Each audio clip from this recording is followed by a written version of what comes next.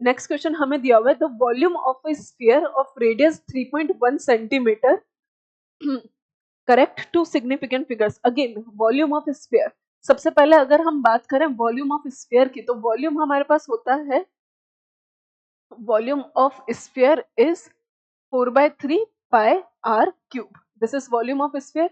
अब हमें जो है इसका वॉल्यूम निकालना है अप टू सिग्निफिकेंट फिगर्स, तो सबसे पहले हम वॉल्यूम निकाल लेते हैं।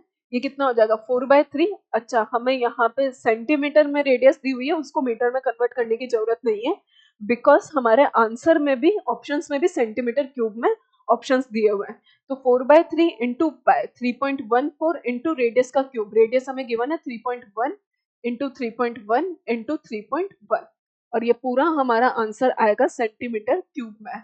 अब सबसे पहले इसको आप नॉर्मली कैलकुलेट कर लो, जैसे हम कैलकुलेशन करते हैं उस तरह से आप नॉर्मली इसको कैलकुलेट कर लो, तो हमारे पास कितना हो जाएगा देखते हैं हम कैलकुलेट करके।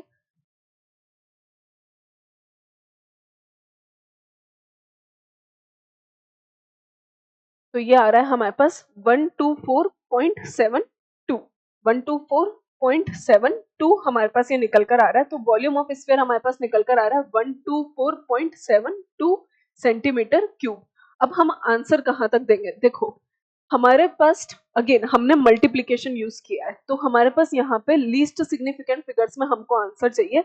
जो डेटा गिवन था, आप 4/3 को बोल के नहीं बोलना है हमको उस तरह से, तो हम जो डेटा हमको गिवन था रेडियस, रेडियस में हमारे पास कितनी सिग्निफिकेंट फिगर्स थी 3.1, सिग्निफिकेंट फिगर्स कितनी है हमारे पास, दो सिग्निफिकेंट फिगर्स हैं, तो हम आंसर भी जो है वो दो सिग्निफिकेंट फिगर्स में ही देंगे।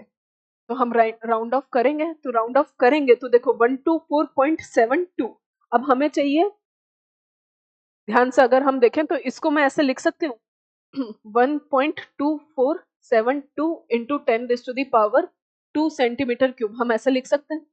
अब मेरे को चाहिए दो सिग्निफिकेंट फिगर्स, यानी कि अब ध्यान से देखो, तो मेरे पास मुझे डेसिमल के बाद 2 के बाद मेरे पास 472, जो कि मेरे पास 500 से कम है, 500 से कम है, तो ये कितना हो जाएगा हमारे पास 2 में कोई एडिशन नहीं होगा, तो आंसर हमारे पास सिर्फ आ जाएगा 1.2 इंटू 10⁻² सेंटीमीटर क्यूब।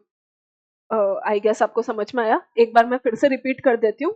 हमने जब देखा कि हमारा जो आंसर आया है वो कुछ 1.2472 इंटू 10⁻² सेंटीमीटर क्यूब आया है। अब मेरे पास मुझे चाहिए आंसर दो सिग्निफिकेंट फिगर्स में, क्यों, क्योंकि मुझे रेडियस गिवन है 3.1 सेंटीमीटर और यहाँ पे सिग्निफिकेंट फिगर्स है दो, तो मुझे आंसर भी दो सिग्निफिकेंट फिगर्स में ही चाहिए।